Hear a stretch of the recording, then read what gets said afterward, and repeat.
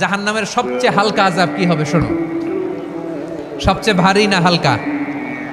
সবাই বলুন, জাহান্নামের সবচেয়ে কঠিন আযাব না হালকা?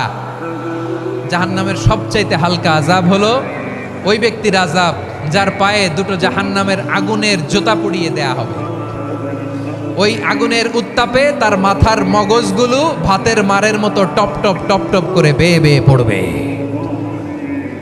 নাউজুবিল্লাহ পড়বেন না?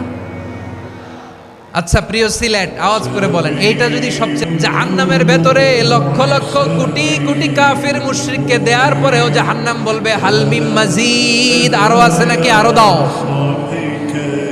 কোটি কোটি কাফেরের দল, মুশরিকের দল, সীমা লঙ্ঘনকারী দল, তাদেরকে যখন জাহান্নামে ফেলা হবে, বড় বড় পাথর খণ্ড জাহান্নামে ফেলা হবে, তারপরও জাহান্নাম বলবে হাল মিন মাজিদ, আরো আছে নাকি, দাও, আরো দাও, আরো দাও। আমার ক্ষুধা নিবারণ হয় নাই।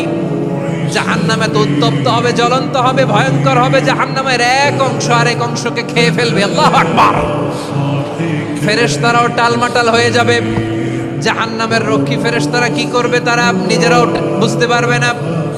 কোটি কোটি মুশরিক কাফেরদেরকে জাহান্নামে নিক্ষেপ করার পরেও জাহান্নাম ঠান্ডা হবে না, শান্ত হবে না, বলবে হাল মিন মাজিদ, আরো আছে নাকি, আরো দাও।